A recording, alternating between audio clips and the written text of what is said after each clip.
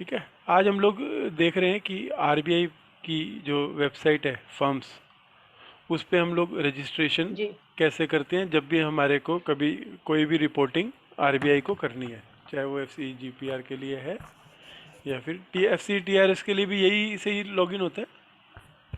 जी sir, same login है। Two tier login है। पहले entity master login, entity master का लॉगिन रजिस्ट्रेशन करना पड़ता है, उसके बाद बिजनेस यूजर का लॉगिन रजिस्ट्रेशन करना पड़ता है। ठीक है, तो मतलब पर्पस क्या है कि जब भी कोई कंपनी अगर फॉरेन इन्वेस्टमेंट ले रही है या कोई ट्रांसफ़र हो रहे हैं और उसको आरबीआई में रिपोर्ट करना है, तो अब रिपोर्टिंग का जी प्रोसेस ऑनलाइन हो गया। तो फर्म्स करके लोगों ने अपना हाँ मॉड्यूल बनाया है ना। जी सर।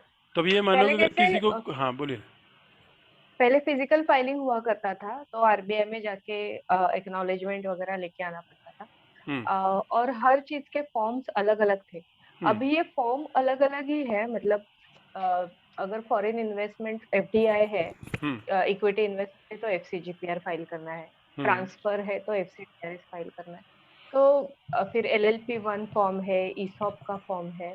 तो हम्म। सारे फॉर्म्स एक ही पोर्टल में, it is called single SMF, single master form. Okay. तो सारे फॉर्म एक ही पोर्टल पे लाके, मतलब to make it convenient hmm. For you, for companies, they have introduced the forms portal. मतलब अगर आज So कोई अगर ये आरबीआई की फर्म साइट सीख ले तो किसी भी सिचुएशन का जी फॉर्म वो भर सकता है।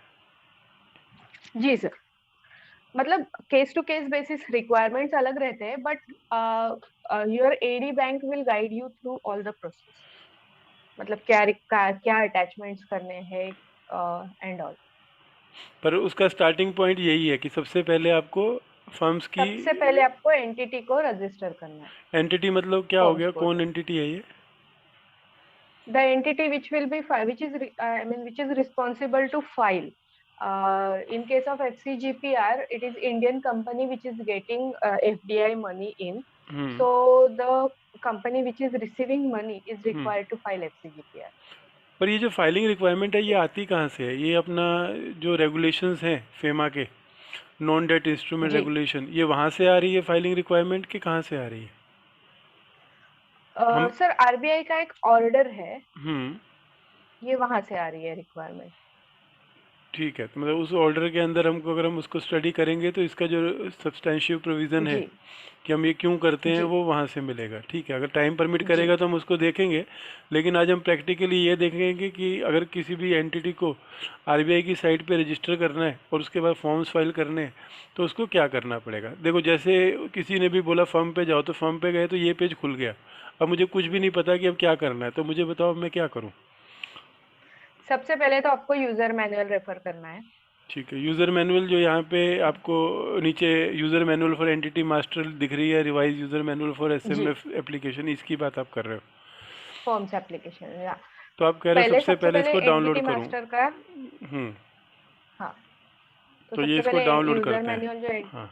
हम्म। जी, तो उसमें लिखा हुआ है, मतलब रिव्यू पॉलिसी में उन्होंने डिसाइड किया कि एसएमएफ इंट्रोड्यूस करेंगे। हम्म। कर दो ना, हम्म, पढ़ दो ना, चलो अपन इसका कर देते हैं जो भी है, क्या कह रहा है। जी, हम्म। वर्बैटिम पढ़ू सर? हाँ पढ़ दो, फिर अपन कुछ रहेगा तो एक्सप्लेन हाँ कर देंगे, नहीं तो आगे बढ़ते जाएंगे। जी। The Reserve Bank of India, in the first bi-monthly monetary policy review dated April 5, 2018, announced that with the objective of integrating the extent reporting structure of various types of foreign investment in India, it will introduce a single master form sub swimming all the summing existing all reports. the existing. तो ये Yes, यही बोल रहा है जो आपने अभी बताया कि आरबीआई ने क्या जी, बोला कि पहले अलग अलग फॉर्म्स होते थे, तो हम इन सबको ख़त्म करके हम्म, एक ही मास्टर फॉर्म रखेंगे जिसको आपने ऑलरेडी एक्सप्लेन किया, उसको हम सिंगल मास्टर फॉर्म बोलते हैं। तो ये जो भी बोलते हैं, फर्म का यस, एप्लीकेशन है वो उस चीज़ को ध्यान में रख के है। हाँ, तो क्या किया उसके बाद करेक्ट। आरबीआई ने। हाँ, in order to implement this announcement, the Reserve Bank is introducing an, मतलब ये जो हम्म। मैनुअल है ये पुराना मैनुअल है, हम्म। 2018 का है, तो हम्म। it is saying that it is introducing an online application forms hmm. Hmm. foreign investment reporting and management system which would provide for the SMF. Hmm. Forms would be made online in 2 phases. In first phase, the first module with the entity master would be made available online. तो हाँ पहले मतलब उन्होंने entity जब ये master शुरू किया। हुआ, जी। यस मतलब आई वाज फॉर्चुनेट इनफ, सो मैंने फर्स्ट टाइम जो असाइनमेंट किया ऑन आरबीआई फाइलिंग का, तो वो टाइम पे ये फेज था। मतलब सबसे पहले उन्होंने कंपनीज को बोला कि जहाँ पे you are expecting foreign investment or you already have foreign investment, so you go for सबसे पहले मतलब ये 7 जून 2018 तक का सॉरी एक 2018 का टाइम था, few months were there, I think सितंबर तक था, तो तभी हम लोगों को सारे जो कंपनीज थे जिसमें एग्जिस्टिंग आपका फॉरेन इन्वेस्टमेंट था या you were expecting to have foreign investment, so you had to create your entity master. ठीक है। तो हाँ, 1 सितंबर से इफेक्टिव हुआ सेकेंड फेज। उसके पहले हम लोगों को एंटिटी मास्टर क्रिएट करना था। ठीक है। तो सबसे पहले हम लोग ये एंटिटी मास्टर कैसे क्रिएट करना है वो देखेंगे। अभी एक बार इन आगे पढ़ लेते सेकेंड हैं। फेज, हाँ। जी, in second phase, the second module containing 9 reports would be made available with effect from September 1, 2018, with the implementation of SMF, the reporting of FDI, which is presently two-step procedure with ARF and FCGPR, would be merged into a single revised FCGPR. मतलब पहले 2 forms file करने पड़ते थे, अभी एक ही form file करना पड़ता है। ओके। जी, the SMF and entity master is a one time activity, life time में वन टाइम ही एक्टिविटी है। मतलब एक बार आपका एंटिटी मास्टर हो गया तो आप अलग अलग बिजनेस यूजर बना सकते हैं, बट एंटिटी मास्टर एक बार क्रिएट हो गया तो हो गया। ठीक है, मतलब वो वन टाइम एक्टिविटी है, आपका मास्टर डाटा है वो जो आप क्रिएट करते हो। करेक्ट जी। The SMF also introduces reporting of foreign direct investment through form from DI and form DI and reporting of inflow in investment vehicle through from INVI. Further, the reporting in FCTRS, LLP1, LLP2, ESOP, DRR and CN would also be made available in SMF only. मतलब ये एक single portal में सारे forms available है। आपको जो form file करना है उसके ऊपर आप ड्रॉप डाउन से सिलेक्ट करके क्लिक करके you can start filing that form. तो यहाँ पर आ रहा है फॉर्म FCGPR, FCTRS ट्रांसफर के लिए। LLP1 LLP2 किस लिए होता है? LLPs के लिए होता है सर। अच्छा, ESOP, DRR एंड CN और एक फॉर्म DI था। ये सारे फॉर्म जो है अब SMF में अपने को अवेलेबल होंगे। पुराने टाइम में था कि करने वाले हैं, पर अभी मुझे बताओ ये सब इम्प्लीमेंट हो चुका है ना? अगर आज कोई भी आदमी करेगा तो ये मॉड्यूल मिलेगा जी, 2018 में ही इम्प्लीमेंट हो चुका हो गया। ठीक है। The finalized structure of SMF and operational instructions thereof would be made available in master direction and reporting under FEMA. मतलब हम लोगों को ये रेफर करना है मास्टर डायरेक्शन एंड रिपोर्टिंग।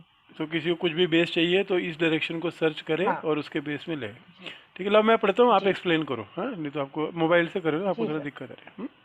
तो 1 नहीं, मैं लैपटॉप से कर रही हूँ। अच्छा, हाँ ठीक है, पढ़ना तो पढ़ो। हाँ। The first module will be available to public data entry between June 28 to July 12, 2018. The date was extended till July 20, 2018. It would provide an interface for Indian entities as identified in foreign exchange management, transfer or issue of securities by person resident outside India, Regulation 2017, dated November 7, 2017, and amended from time to time. मतलब ये filing का base यहाँ से आ रहा है sir. ठीक है, ये रेगुलेशन। तो input their existing foreign investment including indirect foreign investment data. मतलब एग्जिस्टिंग कंपनीज के लिए ये बोल रहे हैं, एग्जिस्टिंग जहाँ पे फॉरेन एक्सचेंज फॉरेन कंपनी के लिए। ये क्या कह रहा है कि जिस टाइम ये रेगुलेशंस आए थे, इफ आई रिमेम्बर, मैंने भी किया था, तो उस टाइम क्या था कि जो भी कंपनी जिसने इन्वेस्टमेंट ली है, चाहे उसने रिपोर्ट किया है नहीं किया, उसको एक्नॉलेजमेंट मिली है या नहीं मिली है, सबको उन्होंने कंपलसरी किया कि आप इसमें जाके अपना रजिस्ट्रेशन कराओ और अपनी डिटेल्स डालो कि आपके पास एज ऑफ नाउ क्या फॉरेन इन्वेस्टमेंट है। तो उन्होंने ये जी चीज़ हटा दी कि अगर आपने कभी नहीं रिपोर्ट किया है still you have to report it. So ये प्रोसेस ऑलरेडी हो चुका है। तो जी जो भी कंपनियां होंगी हाँ मतलब उन्होंने, ये हाँ। हम्म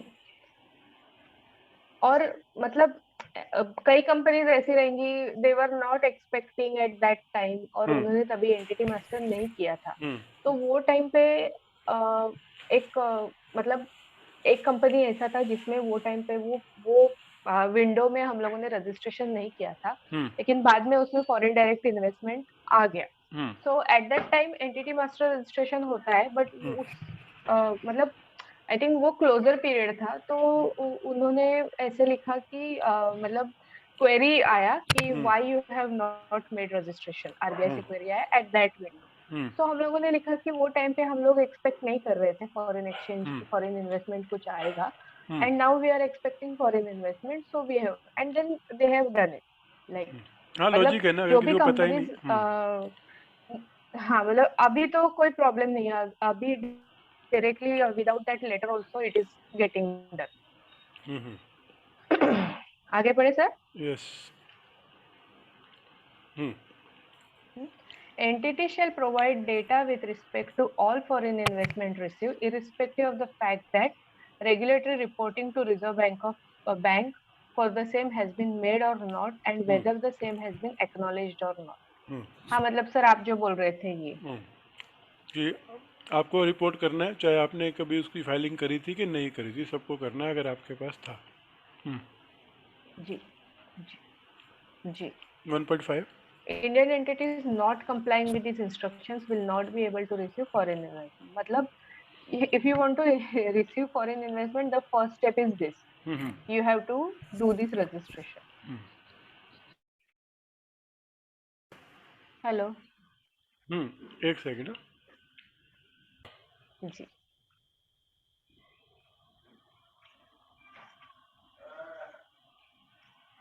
जी 1.5।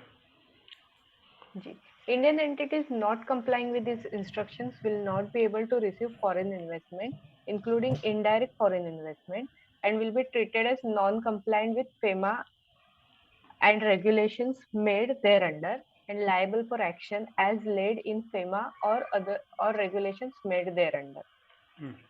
क्या बोल रहे Uh, huh.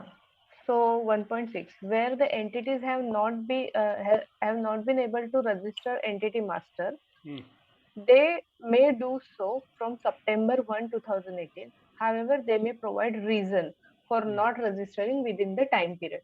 सर मैं जो बोल रही थी ना ये वो है, अगर मतलब आपने नहीं किया है फॉरेन इन्वेस्ट, क्योंकि जब भी एंटिटी मास्टर रजिस्टर करना पड़ता है तो आपका एडी बैंक अपॉइंटेड रहेगा, उसका डिटेल्स वगैरह सब देना पड़ता है। तो जो कंपनी में फॉरेन इन्वेस्टमेंट है ही नहीं वो क्यों करेगा, जी। राइट? तो अगर वो टाइम पे आपने नहीं किया है तो आपको एक रीजन का लेटर बना के देना है अलोंग विथ अथॉरिटी लेटर कि why you have not done at that time. जी। और इन इंस्ट्रक्शन को फॉलो करना कंपलसरी है, बिकॉज वो बोल रहे हैं अगर आप कंप्लाई नहीं करते तो आपको लाइबिलिटी हो। तो दैट मीन्स ये ऑप्शनल हाँ नहीं था। मतलब दैट इज नॉन कंप्लायंट। इसका मतलब आप आगे बढ़ ही नहीं सकते जब तक आप एंटिटी मास्टर नहीं करते। आप ना एफसीजीपीआर फाइल कर सकते हैं, मतलब आप और कोई भी इवन फाइलिंग हाँ, नहीं कर और सकते। इवन एंटिटी मास्टर नहीं करना भी नॉन कंप्लायंस है, उसके भी आपको ये पेनल्टी सर। लगेगी अगर वो आए जी आपके सर। पास। जी सर। ठीक है। तो ये बेसिक बैकग्राउंड होगी कि 2018 में जो ये इंट्रोडक्शन हुई, हम्म। उन्होंने पहले एंटिटी मास्टर को इंट्रोड्यूस किया और ये बोला कि सेकंड हम्म। स्टेज में हम लोग बाकी फॉर्म्स इंट्रोड्यूस करेंगे। फॉर्म्स। और फिर उन्होंने हाँ बोला कि अगर आप टाइम से कंप्लाई नहीं करते तो बाद में आपको रीज़न देना पड़ेगा। हाँ मतलब अब अभी एक आध कंपनी है जिसमें हम्म। ऑलरेडी फॉरेन इन्वेस्टमेंट है, हम्म। लेके रखा हुआ है, हम्म। बट उसमें और एडिशनल फॉरेन इन्वेस्टमेंट नहीं आया है, हम्म। तो आपको एफसीजीपीआर एफसीटीआरएस वो सब फाइलिंग का रिक्वायरमेंट नहीं। Hmm. But since you are an entity with foreign investment, so you have to register yourself as an entity master. If नहीं you तो are आपको not doing it, non then compliance. then you will be liable, you will be non compliant and you will be liable for penalty whatsoever. ठीक है, तो अभी हम main part पे आते हैं कि अभी एंटिटी मास्टर में रजिस्टर करने के लिए क्या ध्यान रखना है और कैसे फॉलो करना है। ठीक है, तो ये हम यूज़र मैनुअल आ गई जी हमारी एंटिटी मास्टर की। तो एंटिटी जी है कौन, सबसे पहले तो एंटिटी कौन है? जी हाँ, entity is whatever is defined under Companies Act, hmm it should be a company hmm or LLP. Hmm A startup which complies with conditions laid down in GSR 180E hmm, issued by Department of Industrial. Sir इसमें थोड़ा हाँ ये थोड़ा मैं explain नहीं कर पाऊंगी। हाँ सुनो ना, ये तीन चीज़ें हैं। अब ये जो कैसा है, हाँ सबसे पहले तो ये बोलो कि आरबीआई की साइट पे इंडिविजुअल को रजिस्ट्रेशन कराना हाँ है क्या? नहीं कराना है। नहीं, कोई पार्टनरशिप इंडिविजुअल को नहीं। पार्टनरशिप फर्म जो रजिस्टर्ड नहीं है, एलएलपी, तो क्या वो फर्म किस आरबीआई की साइट पे रिपोर्टिंग कर सकती है क्या? नहीं। नहीं, सिर्फ एलएलपी के लिए, तो पार्टनरशिप इसका फॉर्म मतलब के लिए सबसे नहीं। पहले दो तो ये हो गए। फिर स्टार्टअप क्या था? स्टार्टअप जो है, ये एक नोटिफिकेशन आई गवर्नमेंट की 2016 में, जो हर साल अमेंड हो रही है। अमेंड होके उन लोगों ने उसमें ओके। कंडीशंस बताई हुई है। हमने स्टार्टअप पे मैंने एक हम्म वीडियो भी बनाया है, तो उसकी डिटेल्स हम्म आपको वहाँ से मिलेगी। तो उन्होंने बोला कि स्टार्टअप कौन होता है। स्टार्टअप मतलब एक नई एंटिटी जो कि एक पर्टिकुलर न्यू वेंचर कर रही है, न्यू टेक्नोलॉजी डेवलपमेंट कर रही है, इनोवेशन कर रही है, और वो रजिस्टर्ड है हम्म, गवर्नमेंट के पास, तो उसको अच्छा। स्टार्टअप का राइट। सर्टिफिकेट मिलता है। तो उनको फिर अच्छा, एग्जाम्पशंस है ओके। बहुत सारी। लाइक अगर आपने एक प्राइवेट लिमिटेड कंपनी खोली, हम्म नॉर्मल आपने इनकॉर्पोरेट हम्म करी, तो इट इज स्टिल है प्राइवेट हम्म, लिमिटेड कंपनी। लेकिन आप इस प्राइवेट करेक्ट। लिमिटेड कंपनी के अंदर कोई नया प्रोसेस बनाना चाह रहे हो, हम्म। या नया प्रोडक्ट डिज़ाइन करना चाह रहे हो हम्म जिसमें इनोवेशन इन्वॉल्व है, तो आप क्या करोगे? आप गवर्नमेंट के डिपार्टमेंट पे जाके आप रजिस्टर कराओगे। ये बोलोगे कि हम स्टार्टअप हैं और हम ये नया कुछ इनोवेट कर रहे हैं, तो आप हमको हम्म स्टार्टअप का सर्टिफिकेट दे दो। सो जब अगर गवर्नमेंट जी। कन्विंस होती है कि आप कुछ नया कर रहे हो, तो आपको स्टार्टअप का सर्टिफिकेट हम्म देती है कि आप उस इस गाइडलाइंस में कंडीशंस दी हुई है। क्या क्या कंडीशन दी हुई है कि स्टार्टअप कौन है, उसमें इन्वेस्टमेंट कैसे हो सकती है, वो सब प्रोविजंस है। कभी करना होगा तो अब हम्म, मेरे साथ बैठना है इसके ऊपर, क्योंकि मैंने बीच में किया था, पर अभी इसको आधा ही किया हुआ ओके है। सर। अभी एक या दो वीडियो ही किए हैं उसके जी ऊपर सर। ही। तो ये ओके। तीन टाइप की एंटिटीज़ जो है, अगर ये वो एंटिटीज़ हम्म, है जो इनवर्ड रिमिटेंस ले रही हैं। जी सर। अभी एफडीआई जो है, क्या एक इंडिविजुअल प्रोप्राइटरशिप में एफडीआई आ सकती है क्या? नहीं, as per FEMA. Uh, because मैं क्या बोलना चाह रहा हूँ, देखो हम करते हैं, प्रोसेस करते हैं, बहुत अच्छा है, लेकिन इसके पीछे जो बेस है, फेमा का एक्ट है और एफडीआई करेक्ट। एनडीआई रेगुलेशंस है, हाँ। उसकी भी पूरी पकड़ होनी चाहिए। यस। क्योंकि जब आप वो पढ़ोगे तो वहाँ पे ये लिखा हुआ है कि कोई भी कंपनी जो है, कोई भी जो फॉरेन इन्वेस्टर है, वो इंडिविजुअल पार्ट प्रोप्राइटरशिप में इन्वेस्ट नहीं कर सकता, वो अनरजिस्टर्ड पार्टनरशिप में इन्वेस्ट नहीं कर सकता। जब उनमें इन्वेस्ट ही नहीं कर सकता, तो उनको फॉर्म फाइल करने की नौबत ही नहीं आएगी। जी सर। ठीक है। सिमिलरली स्टार्टअप को हम्म अलाउड है आपको लेना इन्वेस्टमेंट, तो स्टार्टअप जब इन्वेस्टमेंट लेंगी तो उनको भी आरबीआई को रिपोर्टिंग करनी पड़ेगी। तो इन तीन लोगों को हम्म, उन्होंने एंटिटी बोल दिया, एक कंपनी को, एक एलएलपी को, और एक स्टार्टअप को। जी सर। और इनको, अगर इनके पास कोई भी एग्जिस्टिंग इन्वेस्टमेंट थी, तो इनको रजिस्टर करना कंपलसरी था एंटिटी मास्टर में। जी सर। तो आपने क्यों किया? बिकॉज आप एक कंपनी थी। हाँ सर। राइट। ठीक है। अब प्रोसेस इट्स अ फ्लो कैसे है? हाँ, बोलो ना। हाँ, मतलब सेक्शन 1 सबसेक्शन 4 में जो भी डिफाइंड रहेंगी कंपनीज, हम्म वो सारी ही, मतलब सबको ही वो हम्म एप्लीकेबल हो जाएगा। जनरली कंपनी की डेफिनेशन क्या है? Company means a company incorporated under companies act 2013 और एनी एक्ट प्रीवियस। हम्म ठीक है। अब इसका फ्लो क्या है, प्रोसेस क्या है? बोलो। हम्म सो ये presentation schematic representation of entity user registration है। हम्म सो सबसे पहले आपको एंटिटी यूजर हम्म आइडेंटिफाई करना है। So it will be a one one per company, मतलब it will be a one person for a company. भाई ये then you will have to individual की फिल बात हो रही है, रजिस्ट्रेशन क्या हो फॉर्म। रहा है? जी, एंटिटी यूजर आगे डिफाइन किया हुआ है। हम्म So you will have to fill that entity user have to fill the registration form. Hmm Registration form will be for, I mean, RBI would verify and validate the entity user, and then it will issue you a login ID and password, and then your entity is registered. Okay. तो इस process So में 5 step entity, हैं। पहला step है, आप entity हाँ user identify करो, हाँ रजिस्ट्रेशन फॉर्म भरो। ये रजिस्ट्रेशन फॉर्म कहाँ से मिलेगा हाँ, अभी? रजिस्टर सर फॉर्म्स पे ही हम लोगों को जाना है। फॉर्म्स पोर्टल पे ही ये रजिस्ट्रेशन फॉर्म रहता है। मतलब डाउनलोडेबल है कि ऑनलाइन भरना पड़ता है? नहीं नहीं नहीं, आप जाओगे ना, आप हम्म, पोर्टल पे जाइए एक बार। एक सेकंड, ये लो जी, ये हम आ गए जी, पोर्टल पे। हम्म तो पोर्टल पे देखिए, ये जो लॉगिन लिखा हुआ है ना, उसके हम्म। नीचे दो रजिस्ट्रेशन फॉर्म्स है। एक एंटिटी रजिस्ट्रेशन फॉर्म एंड एक new new entity user and new business user. तो ये जो फर्स्ट स्टेप है, ये न्यू एंटिटी यूजर है। जो नीचे वाला हमको लेना है, ये फॉर्म लेना पड़ेगा, न्यू एंटिटी यूज़र लेना पड़ेगा कि न्यू बिजनेस यूज़र लेना पड़ेगा अगर राइट, हमें एंटिटी रजिस्टर सबसे कर। पहले न्यू एंटिटी यूजर लेना पड़ेगा। तो ठीक है, तो हमको ये फॉर्म डाउनलोड करना पड़ेगा, सबसे पहला स्टेप है ये डाउनलोड यस सर। करके इसको भरने का है हमको। डाउनलोड नहीं सर, ये ऑनलाइन फॉर्म रहता है, आपको अच्छा, ऑनलाइन ही ऑनलाइन होगा। फिल करना है। ठीक है। हाँ, लेकिन उसके लिए आपको प्री प्रिपरेशन एक अथॉरिटी लेटर है, वो हम्म। आपको प्रिपेयर करके रखना पड़ता है। ठीक है, वो आगे आएगा प्रोसेस में। चलो, एंटिटी यूज़र क्या है? Yes sir. हाँ।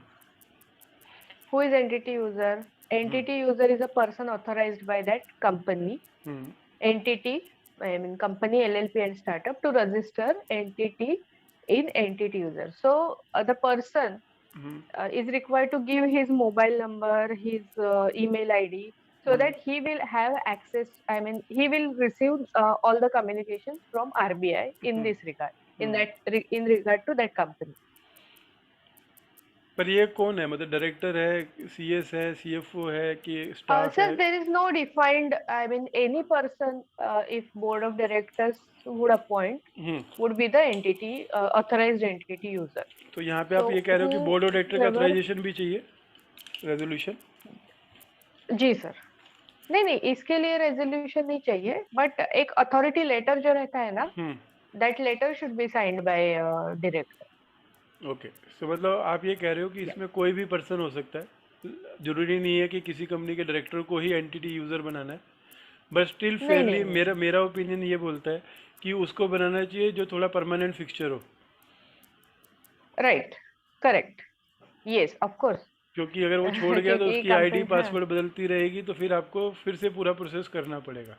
सो पूरा जब भी आप प्रोसेस करना एंटिटी पड़ेगा रजिस्टर कर कंपनी रहे को। हो तो सबसे पहले आप ये ध्यान दो कि जब आदमी को चूज़ कर रहे हो तो ये देखो जिसकी एक्सपेक्टेशन है कि फेयरली लॉन्ग टिकेगा, उस पर्सन को अगर आप करेक्ट, एंटिटी यूज़र बनाते हो तो आपको फ्रीक्वेंटली आरबीआई से इस चीज़ के लिए कम्युनिकेशन नहीं करने पड़ेंगे। जी। तो मतलब ये सुपर एडमिनिस्ट्रेटर हो गया जिसके पास सारा कंट्रोल रहेगा। एंटिटी यूज़र का मतलब है एक हाँ, एडमिनिस्ट्रेटर। मतलब that is up to management, hmm if management feels this person will stay longer, hmm. so accordingly that, I mean, he ठीक है, that person can be authorized. और अगर उसको चेंज करना बट है देर तो? इज नो रिक्वायरमेंट कि वो कंपनी का एम्प्लॉय होना चाहिए, या हम्म। फिर that person should be so and so designated. ऐसा कुछ नहीं है, तो इट इज कंसल्टेंट अप को टू भी रख सकते कंपनी। हैं? Yes, okay. That is up to management of the और चेंज करना हो तो?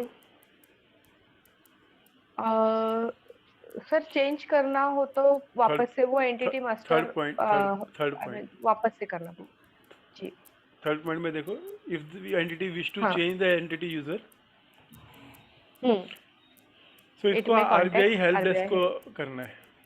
मतलब आपको हम्म। आरबीआई हेल्प डेस्क को अप्रोच करना है कि we want to change, it will not जी। Be I think through yes. Form.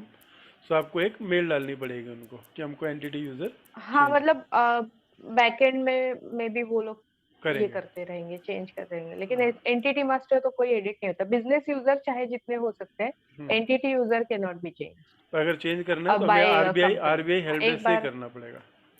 Correct, it is a one time registration. हाँ, एक बार आपने रजिस्टर कर लिया, अगर आपको उसको चेंज करना है, बिकॉज ये कर क्योंकि लिया। बैक एंड से हो रहा है इसलिए हम बोल रहे हैं कि जिसको फेयरली लंबा टिकने वाला हो ऐसे आदमी को एंटिटी यूजर बनाओ।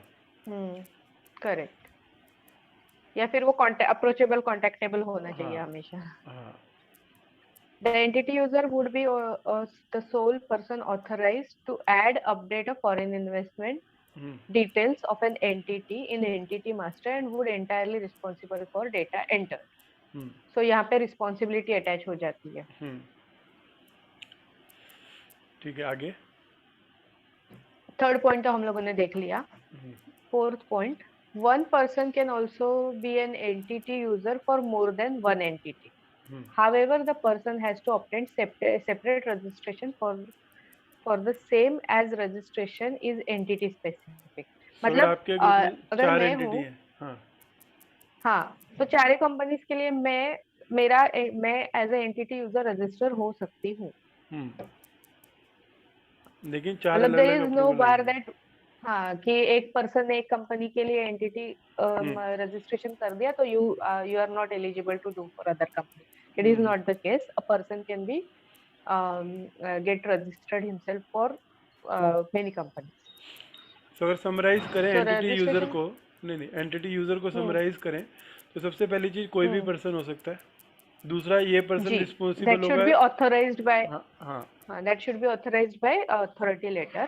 हुँ। सेकंड, वो क्या होगा? He will be responsible for each and activity. Yes. फिर अगर उसको चेंज करना है तो आरबीआई बैक एंड से करना पड़ेगा। और एक आदमी G. एक से ज़्यादा एंटिटी में भी एंटिटी यूज़र हो सकता है। तो 4 ही चीज़ें बोल रहे हैं एंटिटी यूज़र में ध्यान रखने की। Yes. रजिस्ट्रेशन। रजिस्ट्रेशन का अभी देखिए यहाँ पे प्री रिक्विजिट दिया हुआ है. हम्म, Prerequisite is authority letter. Hmm, The entity may issue an authority letter in format given. Format भी इसमें यूजर मैनुअल में दिया हुआ है. हम्म, और मतलब यहाँ पे लिखा हुआ है the format given as annex two. मे लिखा हुआ है बट स्ट्रिक्टली ये फॉर्मेट फॉलो करने का. अगर आपका फॉर्मेट थोड़ा भी चेंज हो गया तो आरबीआई से क्वेरी आ जाता है कि it is not as per format. So ठीक है, फॉर्मेट तो स्ट्रिक्टली फॉलो ही करने का, ठीक है। इवन दो यहाँ पे मे लिखा हुआ है. To the identified personnel authorizing him or her for registering the entity user for the company. The entity user may keep ready all the details of foreign investment. मतलब ये एंटिटी यूजर में ये authority letter सबसे crucial है. बाकी सारी information तो basic information ही है. तो आगे हम लोग देखेंगे ठीक। Registration process. हम्म, तो ये जो forms.rbi.org.in ये जो यूआरएल है इसमें जाने का. ठीक है। एंड देन अभी हम लोगों ने दिखाया कि hmm, registration for entity user है. You have to click that. Okay, ये हम क्लिक करते हैं तो हमारे को ये पेज खुल जाता है। हाँ जी, नीचे सर पूरा पेजेस मतलब हम्म, करके दिया हुआ है. अच्छा। सबसे पहले जब ये आया था ना हम्म, तो मतलब आपके यहाँ पे नहीं दिखेगा, यूजर मैनुअल में देखिए आप. हम्म, सबसे पहले जब आया था ना तो सिर्फ एक ही रजिस्ट्रेशन फॉर्म यहाँ पे अवेलेबल था. ठीक है। जो यूजर मैनुअल में उन्होंने प्रिंट और स्क्रीनशॉट डाला है ना, हम्म, उसमें सिर्फ न्यू एंटिटी यूजर था. हम्म, जब आप देखेंगे ना थोड़ा नीचे जाइए. ये लैंडिंग पेज हो गया न्यू हाँ. यूज़र। हाँ. सो आप लॉगिन के नीचे देखेंगे तो यहाँ पे यूजर बिजनेस यूजर का रजिस्ट्रेशन नहीं है. हम्म, अच्छा, हाँ यहाँ पर सिर्फ, ये यहाँ क्योंकि पे तभी बोल सिर्फ रहे, हाँ, हाँ जी सर, क्योंकि तब तभी आया नहीं सिर्फ था। एंटिटी यूजर का ही रजिस्ट्रेशन अवेलेबल था. हम्म, मतलब वो जो टाइम का जब विंडो दिया था 2018 में, 18 में खाली उसके एक बाद, ही था हाँ क्योंकि उस टाइम आया 2018. ही नहीं था। हाँ। हाँ. उसके बाद अभी ये बिजनेस यूजर आ गया तो now it is the form portal is full fledged, in force. I mean usable. Hmm, yes. So अभी हम लोग प्रैक्टिकली देख ले क्या, देखे ना कैसे करना है। पोर्टल पे जाके. क्या पोर्टल से करूँ? ठीक पोर्टल है, पे जाके हाँ. बोलो क्या करूँ। हाँ रजिस्ट्रेशन तो फॉर्म फॉर पोर्टल न्यू पे जाके एंटिटी आप.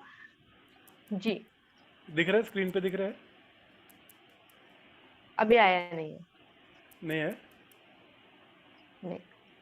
एक से हाँ आई जाए. Session expired. हाँ आप click here for login again कीजिए. क्लिक हियर री लॉगिन के लिए. ओके। वो पोर्टल बहुत टाइम तक खुला रहता है तो ऐसा ही आता है. ठीक है, हाँ. अब क्या करूँ? वापस से क्लिक कीजिए. New entity user.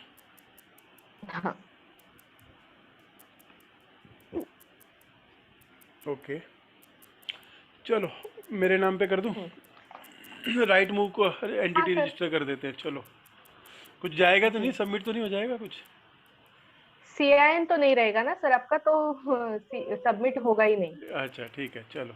तो तो मेरे को यहाँ पे सबसे पहले फर्स्ट जिस, नेम हाँ, जिसको आपका आपने डालना है. एंटिटी यूज़र सेलेक्ट किया आपने, उसका नाम डालना करेक्ट. है। ओके, यूज़र नेम, जी. ये मेरी ऑप्शन है, मैं चूज़ कर यूजर सकता हूँ। नेम आप सिलेक्ट कर सकते हैं आपको जो चाहिए वो. चलो, right move. Hmm. Email, email ID आपका डालना है. Right move academy hmm. At gmail.com। ठीक है, यही वो आईडी जी. है जो आपको हर कम्युनिकेशन में यूज़ होगी। ओके, हाँ, डाल उसी दिया। में कम्युनिकेशन आएगा आपको। PAN of authorise person, confirm करना है। ए जी, एक्स यहाँ पे एम आपका जो भी एन पैन कार्ड पी है कुछ वो भी लिख डालना देता है। हूँ हम, 2756 जी, ए। ओके, मोबाइल नंबर, आपका mobile number. The 10 digit mobile number. Okay, ज़्यादा हो तो नहीं हो गए?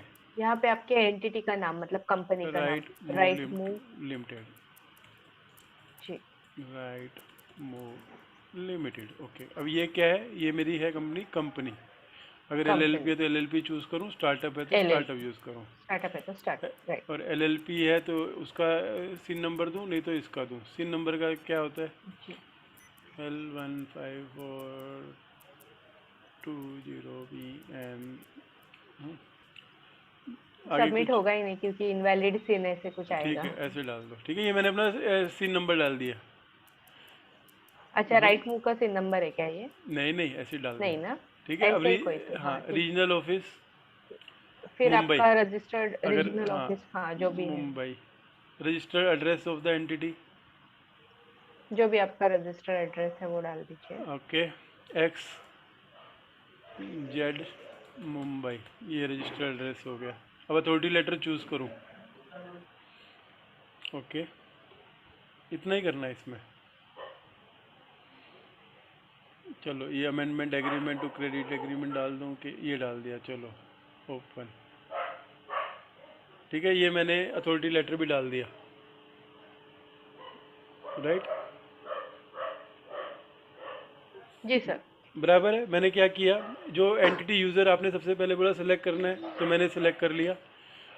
अपनी चॉइस का राइट मूव करके लॉगिन आईडी बना दिया, ईमेल एड्रेस डाल दिया, PAN number of authorize person. अच्छा, ये ध्यान देना, राइट मूव का नहीं है, जिस पर्सन को अथोराइज किया उसका पैन नंबर है।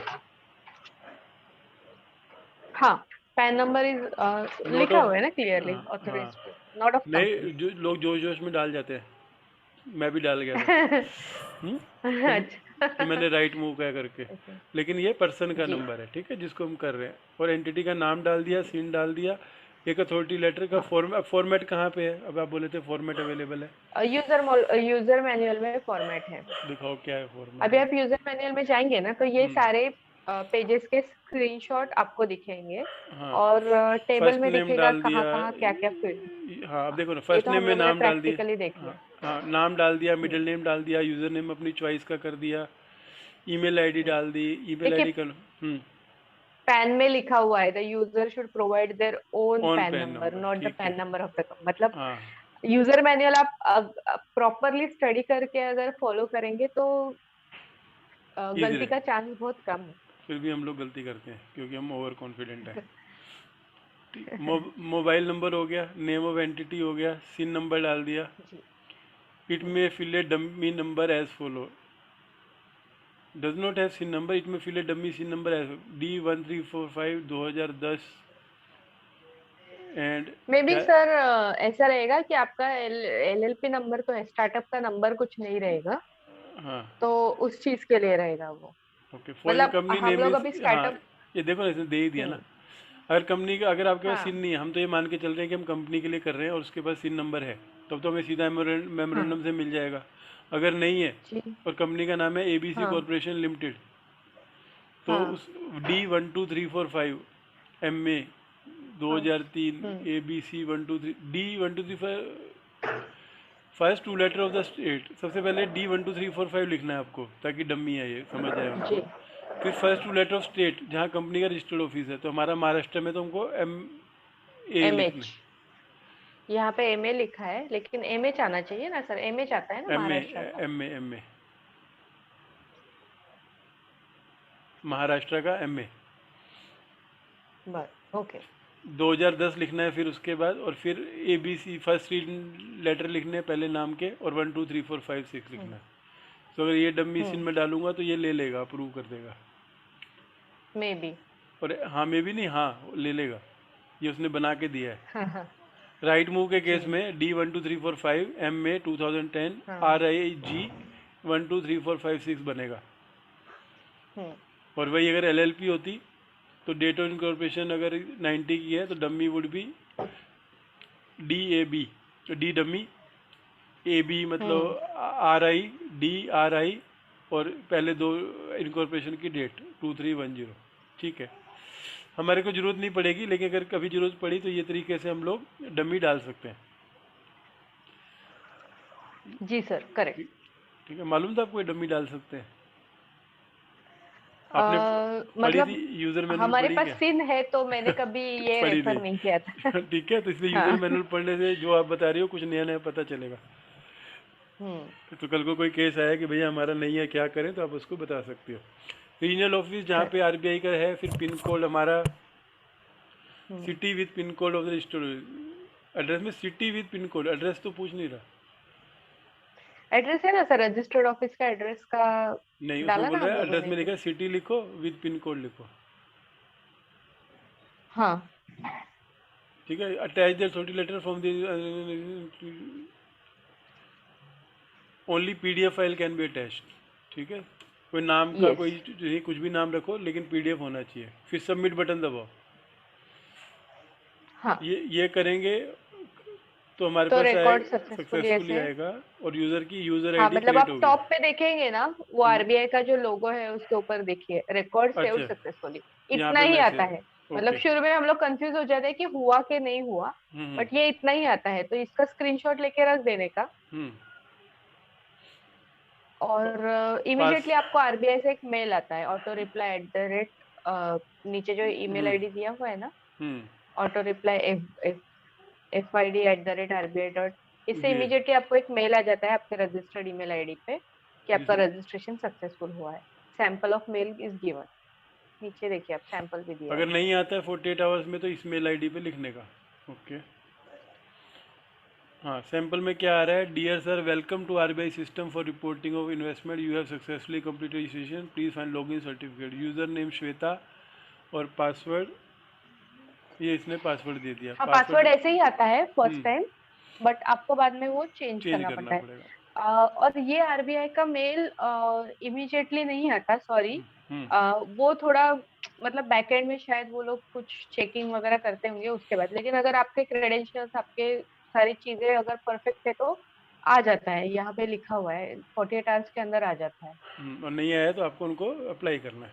ठीक है, लॉगिन करने हाँ, के अप्लाई लिए अब करना। ये तरीका बताया उन्होंने कि ID पासवर्ड डालो और लॉगिन मार दो। राइट, फर्स्ट टाइम आपका जो आईडी आया है, पासवर्ड हम्म, आया है, वो श्वेता आपको वन, यूज करना है। हम्म, राइट। उसके बाद आपको, आई थिंक फर्स्ट टाइम आप जब भी करते हैं तो आपको पासवर्ड चेंज के लिए बोलता है। ये तो ये अभी देखिए, कर चेंज दिया तो password window. Change password window खुल हम्म। जाएगी। जी। तो यहाँ पे तो पासवर्ड आपका डाल दो। जो आया हुआ ओल्ड पासवर्ड है वो ओल्ड पासवर्ड, और जो आपको जो रखना है वो पासवर्ड, उसके हिसाब से आपको चेंज करना है। ठीक है, अभी आपने नया पासवर्ड डाल दिया और आप इस पेज पे घुसोगे, डैशबोर्ड ये तो पूरा खाली दिख रहा है, कुछ है ही नहीं इसमें। हाँ सर, उसमें ना वो जो 3 लाइंस दिख रही है ना आपको, हम्म, हम्म, वहां पे ये जो राउंड किया हुआ है ना, वहां पे आपको क्लिक करना है। ओके, तो ब्लैंक दिखेगा और यहाँ पे हमको क्लिक करना है, क्लिक करेंगे तो क्या होगा? तो हम्म, आपका एंटिटी मास्टर दिखेगा। तो क्लिक करेंगे तो मास्टर सेटअप के नीचे एंटिटी मास्टर दिखेगा। ठीक है, और हम्म। ऐसे ब्लैंक पेज राइट साइड में रहेगा। गुड, हम्म। फिर क्या करना है? ऐड। हम्म, हाँ, तो उसके बाद आपको वापस से एंटिटी मास्टर में कुछ कुछ डिटेल्स रहती है, वो हम लोगों को पेज नंबर 10 पे आप जाएंगे ना तो दिखेगा आपको। तो यहाँ पे ऐड दबाना है सबसे पहले। हाँ, ऐड दबाना है सबसे पहले। एंटिटी मास्टर पे क्लिक करके ऐड दबाएंगे तो ये डिटेल निकल के आएगी। जी। अब ये सब डिटेलें भरनी है, क्या है डिटेल, थोड़ा बड़ा कर देता हूँ। जी। तो समझ आएगा, इतना भी बड़ा नहीं, प्लस प्लस जहाँ दिख रहा होगा वहाँ तो बताना।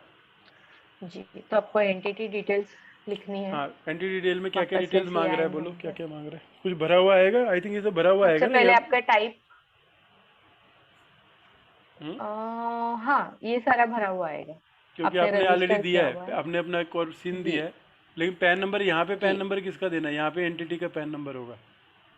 हाँ, यहाँ पे ये पैन नंबर नहीं भरा हुआ रहता है, वो हम लोगों को भर के दिया। तो यहाँ पे देखो क्या क्या इन्फॉर्मेशन मांग रहा है, कम एंटिटी डिटेल में सिन नंबर मांग रहा है, हाँ। हाँ। MCA की साइड से आएगा। नेम ऑफ द कंपनी आपको पता ही है, इनकॉर्पोरेशन एमसीए की साइट पे रहता है। पैन नंबर आपको अपनी कंपनी के पैन कार्ड से मिलेगा। Registration number if any as allotted by RBI. अब ये दो केसेस हैं, एक जब आपने ऑलरेडी कभी कोई इन्वेस्टमेंट ली हुई है तो आरबीआई का जो रजिस्ट्रेशन नंबर हाँ, आपको मिला है वो आपको नंबर यहाँ पर हाँ डालना है, किया ही होगा, और करेक्ट। अगर नहीं मिला तो आपको ब्लैंक छोड़ना है, क्योंकि इफ़ एनी लिखा हुआ है। हम्म। ठीक है, तो ये तो इजीली मिल जाएंगी डिटेल्स अपने पास। फिर पूछ रहा है आगे, जी नीचे क्या पूछ रहा है, whether company under investigation by director of enforcement और CBI for violation of FEMA. तो जनरली 90% कंपनियां नहीं लिखेंगी क्योंकि नहीं है। हाँ, राइट। तो ये पहला एंटिटी डिटेल में हमको ये 5 चीज़ें भरनी है। हाँ, आई थिंक तो यहाँ क्लियर है। पे देखा देखिए लिख के आया है कि name of the company and CIN will be auto populated कहाँ पे लिखा है? एज पर अच्छा नीचे। डिटेल्स गिवन इन हाँ, रजिस्ट्रेशन। तो नेम सीन अपने आप आएगा। डेट ऑफ इनकॉर्पोरेशन नेम और आपको सिन आएगा। हम्म, हाँ, आपको बाकी सारा डिटेल्स आपके यहाँ से भरना है। फाइल करना। ठीक है, ये तो इजीली हम ले सकते हैं। डेट ऑफ इनकॉर्पोरेशन कहाँ से मिलेगा, पैन नंबर कहाँ से मिलेगा, आरबीआई जी। रजिस्ट्रेशन नंबर अगर आपका पहले ही है, अगर आपका कोई हम्म। एनफोर्समेंट पे चल रहा है कि नहीं। राइट है। हम्म। अब पर्टिकुलर स्टेप में क्या भरना है? सबसे पहले तो आपका address, registered office address. Pin code, state, district, city, mobile number, telephone number, email ID, listed unlisted. Clear है। राइट मूव लिमिटेड हाँ। Vasai hmm. 401202, state Maharashtra, district Vasai, city Vasai, district Palghar, city Vasai, मेरा mobile hmm. Number, telephone number और मेरी email ID rightmoveacademy@gmail.com। जी। Okay. NIC code. Hmm. अब NIC code कहाँ से लाऊं? हाँ, मतलब एनआईसी कोड का एक लिस्ट, वो एक एमसीए का एक लिस्ट है, एमसीए के पोर्टल पे एक एनआईसी कोड का लिस्ट है। हम्म तो ये तो आपकी कंपनी का जो भी ऑपरेशंस हम्म में रहेगा या फिर हम्म फाइनेंस में रहेगा, हम्म वो लोगों से कंफर्म करके आपको ये भरना है। पर अगर आपको याद रहे तो आप एक्सबीएल हाँ में भी मतलब भरती हो एनआईसी कोड। सर वो अलग है, आई थिंक। वो भी वही है, नहीं, हाँ 2008 फ्रॉम है। एक्सबीआरएल में भी हम लोग भरते हैं। एमजीटी 2008। एमजीटी 9 में भी हम लोग भरा करते थे। पर वो अलग कोड है, लेकिन ये जो आप एक्सबीएल में भरती हो वो अलग एनआईसी है। कोड, वो वहीं हाँ पे आप ये, यूज़ हाँ करो। एक्सबीआरएल में। तो राइट आप राइट। ये अगर आपने एक्सबीएल भरी है तो आपके वहाँ से कोड मिल जाएगा, नहीं तो एनआईसी की लिस्ट में से सर्च मार के आपको अपनी एक्टिविटी चूज़ करनी है। और फिर आपको करेक्ट। क्यों चाहिए ये, क्योंकि सेक्टर स्पेसिफिक फेमा चलता है। अगर आप जिस सेक्टर में हो वहाँ पे एफडीआई अलाउड है हम्म। नहीं अलाउड है, क्या परसेंटेज अलाउड है, हाँ। वो इस पैरामीटर पे हाँ, होगा, तो ये आपको ध्यान से भरना है। भरना है, राइट। अब ब्राउन फील्ड ग्रीन फील्ड क्या होता ग्रीन फील्ड और ब्राउन फील्ड मतलब, ग्रीन फील्ड मतलब न्यू प्रोजेक्ट्स, है? ओके। मतलब जिसमें जो पूरी तरह से नया प्रोजेक्ट है हम्म उसमें एफडीआई है। और हम्म ब्राउन फील्ड फील्ड मतलब सेटल्ड प्रोजेक्ट है और हम्म। उसमें आपका एफडीआई आया है। अच्छा, मैं तो सोच रहा था जो एग्रीकल्चर सेक्टर है वो ग्रीन फील्ड और जो उसको है वो ब्राउन फील्ड। ऐसा नहीं ना? नहीं नहीं। हाँ, नहीं नहीं तो कोई भी देख के ऐसे समझेगा ग्रीन फील्ड मतलब जो हरा मैदान है। तो इसका नहीं नहीं, ऐसा नहीं। तो इसका मतलब है जो नई कंपनी सेटअप हो रही है और फर्स्ट टाइम फ्रेश हाँ इन्वेस्टमेंट आ मतलब रही है। प्रोजेक्ट, हाँ एकदम फ्रेश प्रोजेक्ट है आपका। अभी इंस्टॉल हो रहा है, अंडर इंस्टॉलेशन है, तो वो ग्रीन फील्ड हाँ। इन्वेस्टमेंट है। और जो ऑलरेडी सेटल्ड प्रोजेक्ट है उसमें अगर इन्वेस्टमेंट आ रही है, आपकी कंपनी इन्वॉल्व है, तो आप ब्राउन फील्ड में हो। हम्म। हाँ, तो ऐसे बोलते भी ना कि कंपनियां ग्रीन फील्ड प्रोजेक्ट्स में आएंगी, तो मतलब नए प्रोजेक्ट लगाएंगी। गुड। हाँ, राइट। तो ये आपको अपनी कंपनी के बारे में बताना है कि हमारी कंपनी ब्राउन फील्ड है कि ग्रीन फील्ड है। हम्म। क्योंकि आपकी कंपनी की बिजनेस एक्टिविटी डिटेल आ रही है ना। तो लाइक अगर मेरे कंपनी की बात करूँ, राइट करेक्ट। मूव एकेडमी, तो मुझे ढूंढना पड़ेगा एजुकेशन सेक्टर। राइट। उसका डिस्क्रिप्शन सेक्टर में क्या लिखूंगा, एजुकेशन सेक्टर लिखूंगा, उसका कोड लिखूंगा, डिस्क्रिप्शन अपने आप आ जाएगा। राइट। जी। तो ये हो गया आपके कहाँ पे भर रहे हो पर्टिकुलर्स में। और इसकी एक्सप्लेनेशन इन्होंने हम्म। क्या दिया? Address as per ROC, pin code drop down से, mobile number of authorise person, director, company secretary, जिसको भी किया, telephone number with STD code, email ID डालो, एनआईसी कोड। अच्छा, एक से ज़्यादा हो तो क्या करना? The main activity for which investment is received. अगर एक से ज़्यादा है तो जिस चीज़ के लिए मिला वो मेन उस एक्टिविटी। हाँ, तो उसका उसका एनआईसी कोड डालो। राइट। हाँ मतलब हम लोग आई थिंक एक्सबीआरएल में भी वही करते हैं। हाँ, मेन एक्टिविटी का कोड डालते हैं। अब क्लिक फॉरेन इन्वेस्टमेंट इन कंपनी, तो यहाँ पे एग्जिस्टिंग फॉरेन इन्वेस्टमेंट की डिटेल देनी है आपको, है ना। क्या क्या मांग रहा है इसमें देखो, पेड अप हाँ, एक कैपिटल मांग मिनट रहा रुको। है, दिख रहा है, थोड़ा और बड़ा करो। जी। हम्म, नहीं, फायदा नहीं है, चलो। पेड अप कैपिटल मांग रहा है और डेट लिखनी है कि एज ऑन डेट कौन सी डेट की कैपिटल लिख रहे हो, ठीक है। जी, फिर फॉरेन पोर्टफोलियो इन्वेस्टमेंट कितनी है आपकी कंपनी में। अब ऑलरेडी हाँ। तो फॉरेन पोर्टफोलियो कितनी है, एनआरआई कितनी है, ये अब आपको कहाँ से मिलेगा, आपके शेयर होल्डिंग पैटर्न से मिलेगा। पैटर्न से, राइट। तो ये को करना है तो आपको शेयर होल्डिंग पैटर्न लेके बैठना है और उसमें देखना है कि हमने एनआरआई में कितना दिखाया है, एफपीआई में कितना दिखाया है और अदर्स में कितना दिखाया है, सब फॉरेन का, हम्म। राइट। अब ये तो आपने लिख दिया वैल्यू ऑफ शेयर और percentage holding.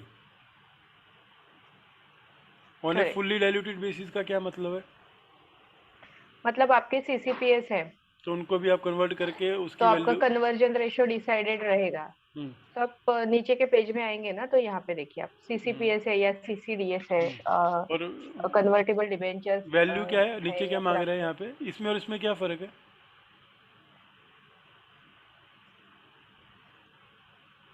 On fully diluted basis, मतलब आपके कन्वर्टेबल प्रेफरेंस शेयर्स है, नहीं, वो तो हो तो गया। आप इसके नीचे एक मांग रहा है आपका जो फॉरेन शेयर इन्वेस्टमेंट होल्डिंग, इन, हाँ।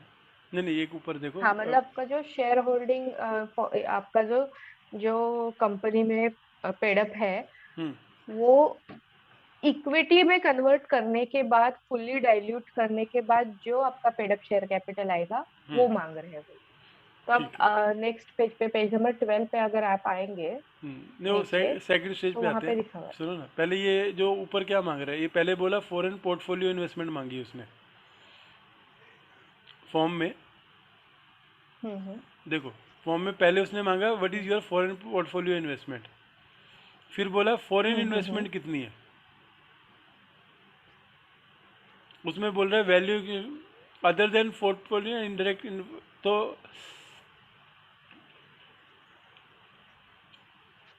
अब पहले तो बोलो कि फॉरेन इन्वेस्टमेंट होती कितने टाइप की है, ये तीन टाइप की इन्वेस्टमेंट दी है, ये तीनों क्या क्या है।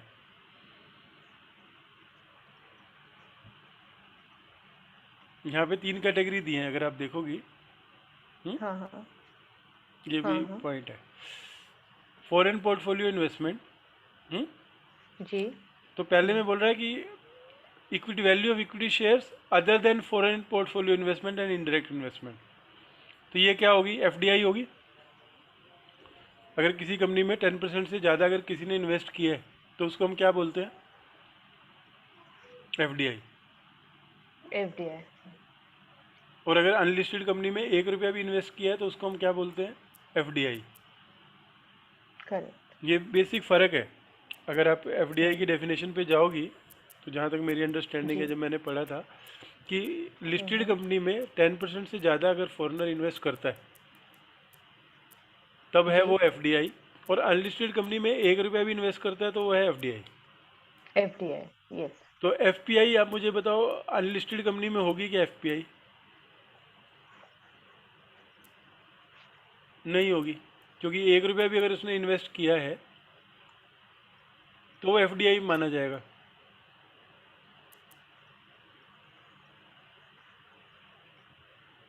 और इनडायरेक्ट फॉरेन इन्वेस्टमेंट क्या होती है,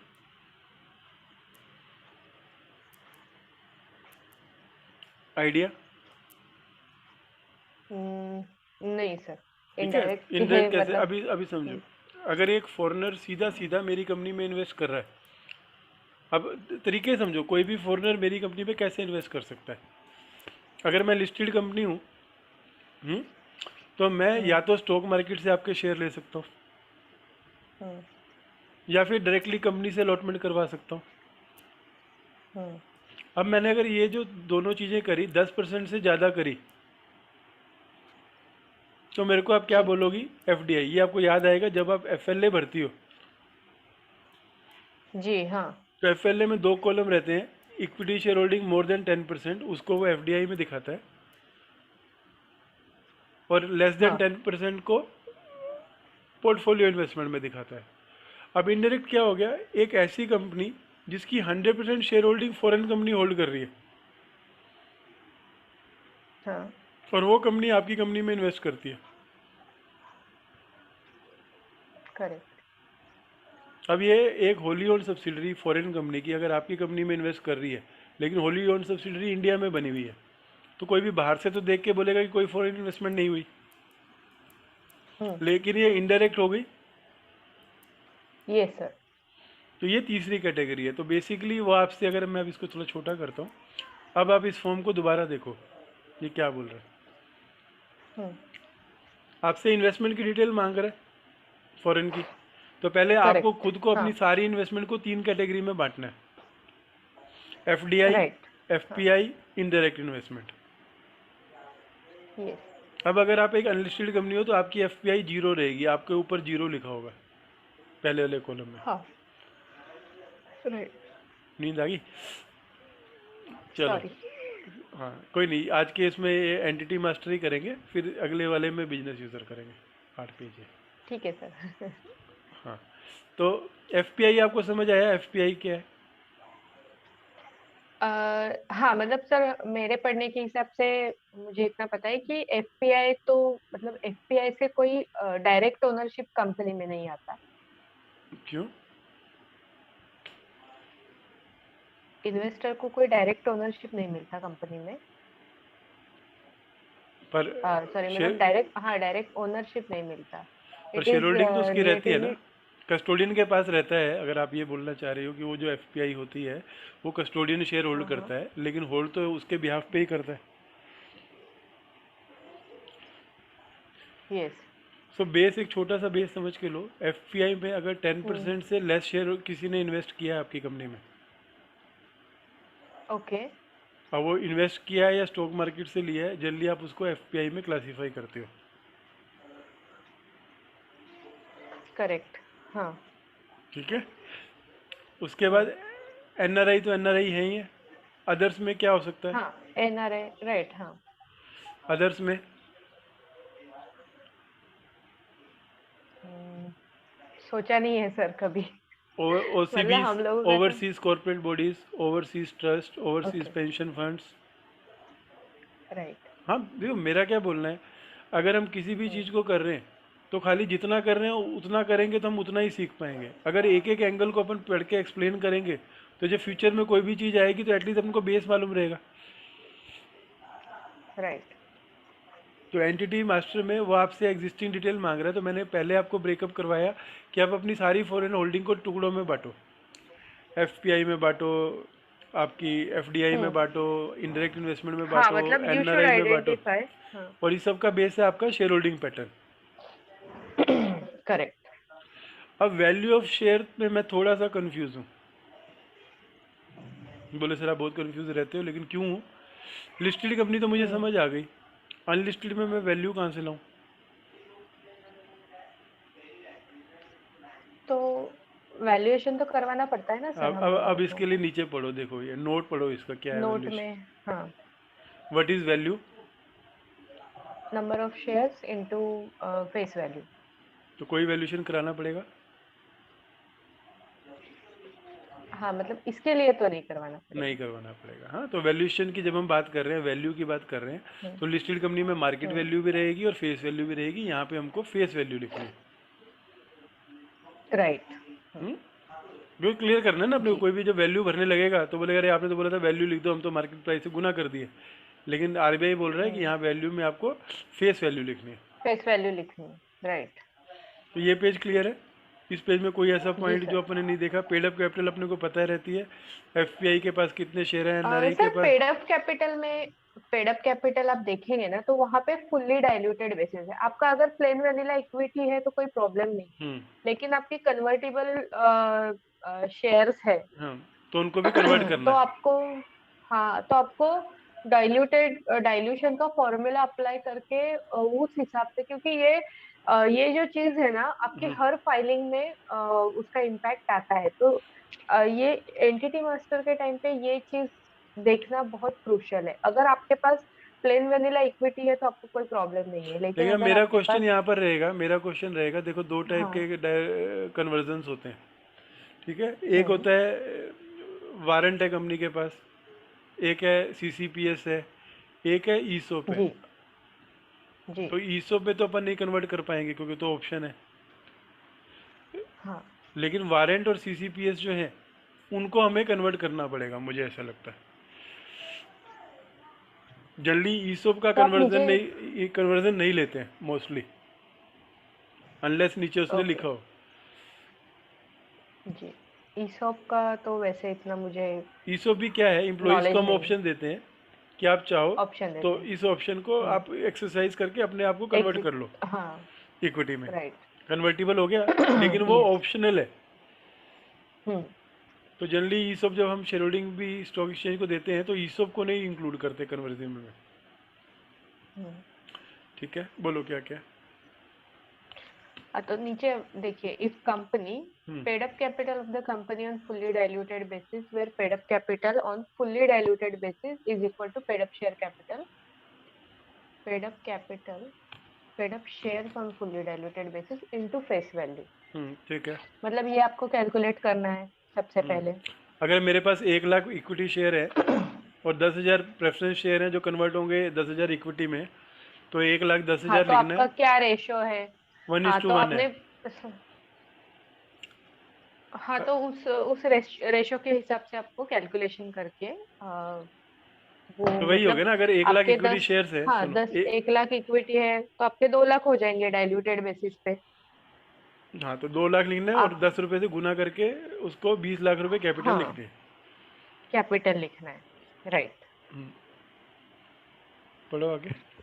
यहाँ पे लिखा भी है, fully diluted basis means total number of share that would be outstanding if all possible sources of conversion are exercise. All possible hmm sources. हम्म तो यहाँ पे आपको क्या लगता है, आपका ईसॉप आ जाएगा? ये देखो फोर्थ में उसने कवर कर दिया। जी। बिकॉज अब यही 4 तरीके हैं, देखो डिवेंचर्स होते हैं कन्वर्टिबल, प्रेफरेंस शेयर है कन्वर्टिबल, वारंट्स है और ईसोप्स है। हम्म। तो बोला ईसोप को भी जी, 100% एक्सरसाइज हो गई है ऐसा मान के आप इंक्लूड करो। मान के चलो, तो मेरे मतलब को ऐसा वो लगता है बहुत होगा सारे नहीं लोग नहीं होगा बात करते की होंगे। बात है। बहुत सारे लोग नहीं करते हैं, इवन आई रिमेम्बर, मेरे को भी लगता है मैंने भी नहीं किया होगा। बट ये करना है। आपको कंसीडर करना है, हाँ करना है। मतलब अगर मैंने इसका मतलब अगर मैंने भी किसी यूजर ने मैनुअल कर नहीं दिया पढ़ी। सर, मतलब अगर किसी ने अगर ऑप्शन एक्सरसाइज कर दिया हम्म तो आपका कैपिटल चेंज हो जाएगा, हम्म राइट? तो वो टाइम पे आप क्या करोगे? तो आपको जाके आरबीआई को लेटर लिखना पड़ेगा कि हम्म। हमारा एंटिटी तो हम मास्टर यहाँ पे चेंज बहुत कर दो। क्लियर हैं, हम बहुत क्लियर हैं। हमने हाँ चारों टाइप के जो भी हाँ कन्वर्टिबल सोर्स है, बिकॉज यहाँ पे क्वेश्चन मार्क रहता है। स्टॉक एक्सचेंज की फाइलिंग में हम हाँ। ईसॉप कन्वर्ट दिखाते हैं नहीं दिखाते हैं, लेकिन आरबीआई की हम्म। साइट पे सीसीपीएस, क्लियर है। सीसीडीएस, हम्म शेयर वारंट्स, हम्म ईसॉप, इन सब को आपको हम्म। करना है। लेकिन स्टार्टअप में मतलब आपको कन्वर्टिबल, ये मान के चलना है कि ये सारे कन्वर्ट होने ही वाले हैं। हाँ, तो वो आपको पेड अप हंड्रेड कैपिटल में परसेंट सबको इंक्लूड करना है। हाँ और स्टार्टअप करना कंपनी है। में एक इंस्ट्रूमेंट होता है कन्वर्टिबल नोट्स, पैसा मिलता है जो बाद में इक्विटी में कन्वर्ट होता है, तो उसको हमें नहीं अच्छा, इंक्लूड करना ओके है। मैं इस पे करने ओके। वाला हूँ एक सेशन कि स्टार्टअप्स में स्टार्टअप पे ना, हाँ स्टार्टअप का देख, मतलब कभी काम ही नहीं पड़ता तो इतना आइडिया नहीं नहीं मैंने है। किया ना, मैंने शुरू किया है इसके ऊपर स्टार्टअप पे। ओके जी, कुछ नहीं है, उनकी गाइडलाइन है उसको पढ़ने का, और उसके बाद फिर इसमें कितने टाइप के इंस्ट्रूमेंट है, क्या क्या फंडिंग ऑप्शन है, इस पे करूँगा मैं। गुड। हाँ तो मतलब ये सेशन से मुझे ये स्टार्टअप का एक नया आइडिया मिला। हाँ ये होना चाहिए फिर। ये मेरा क्या कभी बोला देखने में भी नहीं आया था। हाँ ठीक है, मेरे को भी नहीं था पर मैंने पढ़ा तो मेरे को समझ आ गया कि कुछ भी नहीं है। हाँ ठीक है, ये पहला पॉइंट क्लियर हो गया, पेड अप कैपिटल में क्या भरना है। जी। और ये बहुत बहुत बहुत क्रूशियल इंफॉर्मेशन है क्योंकि आपकी हर फाइलिंग में इसका इम्पैक्ट आता ही है। तो इसमें मतलब आप बोल रहे हो बहुत अनलेस ध्यान एंड से भरना अनटिल, है। हाँ बहुत ध्यान से कैलकुलेट करके सारे लोगों को इन्वॉल्व करना है, फाइनेंस वालों को इन्वॉल्व करना है, जो भी हो सके, हम्म जितना भी हो सके वो परफेक्ट फिगर ही उसमें जाना चाहिए। हम्म अगर आपके पास कोई कन्वर्टिबल्स है तो, अगर प्लेन इक्विटी है तो कोई टेंशन नहीं है। हम्म लेकिन अगर कन्वर्टिबल्स है कंपनी के शेयर कैपिटल में, तो या अगर फिर नहीं कंपनी किया ने किसी ने, इशू अभी किए हुए सपोज नहीं किया, भूल गई, तो वो क्या करे, वो अब आरबीआई को रिपोर्ट करे कि वापस मेरा ठीक कर दो, आरबीआई हाँ बैकएंड से मतलब कराना आपको पड़े। एक ही ऑप्शन है कि आपका एंटिटी मास्टर आपको अमेंड करवाना पड़ेगा आरबीआई को अप्रोच करके। हाँ अगर हम नहीं कर गए, अभी हमें देखने के बाद समझ आया कि भाई हमने ये नहीं किया है, तो हमको अभी जाके आरबीआई को मेल डालो, भैया हमारा ये सब गलत लिख गया है, जरा आप इसको ठीक कर दो। हम्म? राइट। और उसके बाद ये जो पांचवा पॉइंट है, जो इनडायरेक्ट फॉरेन इन्वेस्टमेंट के लिए, अब किसी कंपनी को कैसे मालूम पड़ेगा कि जिसने उसमें इन्वेस्ट किया उसके सारे शेयर होल्डर बाहर के हैं? तो वो इंडियन कंपनी इन्वेस्टी कंपनी को बताएगी। अभी सब जो हमने, इंडियन कंपनीज। अभी मैंने आपको बताया था ना कि अगर एक फॉरेन कंपनी है, उसकी इंडियन सब्सिडरी है हाँ जो एक इंडियन कंपनी में इन्वेस्ट कर रही है, हाँ तो इंडियन कंपनी को कैसे मालूम राइट, पड़े कि ये फॉरेन इन्वेस्टमेंट है कि नहीं? कि क्योंकि ये उसको तो इंडियन ही है। हाँ ये क्योंकि उसको तो इंडियन कंपनी ने राइट। पैसा डाला है। तो जिस कंपनी ने पैसा डाला है वो उसको बताएगी, ऐसा लिखा हुआ है। हाँ तो आपको उससे डिटेल लेनी है, इन्वेस्ट सामने वाली कंपनी से। एलएलपी के केस में हाँ हमें क्या और भरना है? फॉरेन को टोटल कैप, मैं थोड़ा स्पीड में रन अप करता हूँ, फिर आपको भी खाने का टाइम हो रहा है। एलएलपी के जी केस में सर। हमको पेड अप कैपिटल की जगह टोटल कैपिटल कंट्रीब्यूशन डालना है। हम्म फॉरेन इन्वेस्टमेंट में should also report indirect foreign investment, मैंने आपको बताया क्या होती है। हम्म और फिर एग्रीगेट लेवल पे बताना है। और इसके लिए चाहे आपने कभी इसको सेबी को बताया, इसको आरबीआई को बताया या नहीं बताया, लेकिन आज के दिन में अगर आपके पास कोई भी फॉरेन इन्वेस्टमेंट है तो वो आपको फॉरेन। रिपोर्ट हाँ करनी है। रिपोर्ट करनी है राइट। तो paid up capital oblique contribution total company hmm सब मिला के, ऐसा नहीं कि खाली इंडियन, और एलएलपी में कैपिटल कंट्रीब्यूशन देना है। जी अब फॉरेन पोर्टफोलियो इन्वेस्टमेंट जो फेमा के 20 आर के रेगुलेशन में जिसको फॉरेन पोर्टफोलियो इन्वेस्टमेंट बोली है, तो क्या हाँ करना मतलब है ये आपको? अभी मुझे पढ़ना है। हाँ, मैंने आपको बेस बता दिया, रफली वही है, मैंने किया है इस पे हम्म, सेशन एक, फेमा का सेशन है, अगर आपको देखना हो कभी फुर्सत से। जी। ठीक है। तो value of share into face value, hmm others will face include, value into number of share. Other than by FPI. LLP में डिसेबल्ड है। ठीक है, ये सब हम देख चुके मतलब हैं। एलएलपी में। नहीं है, हाँ एफपीआई एलएलपी नहीं में है। एफपीआई नहीं होता। हम्म ठीक है। फॉरेन इन्वेस्टमेंट इन कंपनी और एलएलपी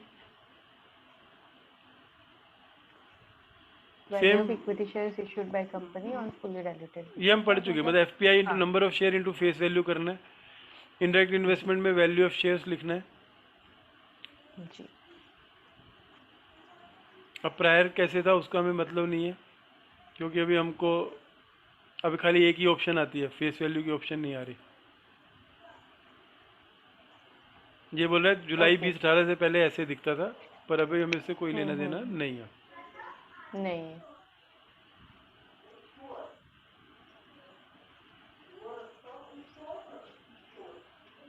फिर अब फॉरेन इन्वेस्टमेंट इन्फो में क्या डालना है? हुँ?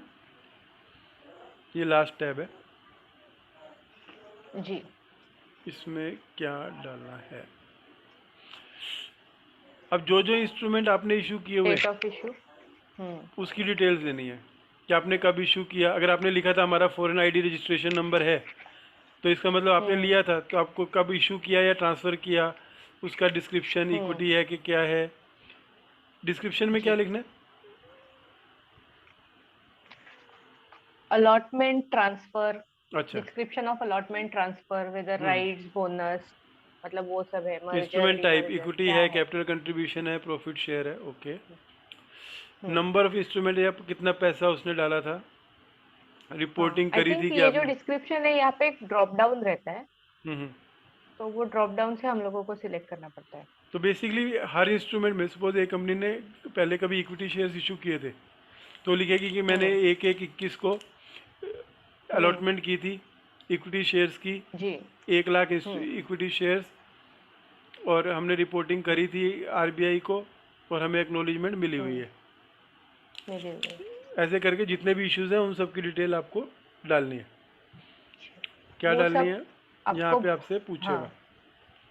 हाँ जी डेट, डिस्क्रिप्शन, इंस्ट्रूमेंट टाइप, हाँ सर अभी नंबर। आपको। हम्म हाँ अभी आपको डाउट होगा कि यहाँ पे तो एक ही फील्ड दिया हुआ है, हम्म अगर चार पांच मतलब हम्म एफबीआई भी है, हम्म इनडायरेक्ट है, तो ऊपर एक ऐड बटन है, हम्म। तो आपको सारी इंफॉर्मेशन फिल करनी है और ऐड करना है।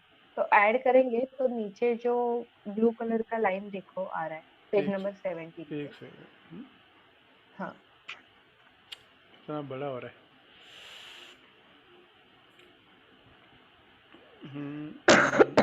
हाँ बोलो।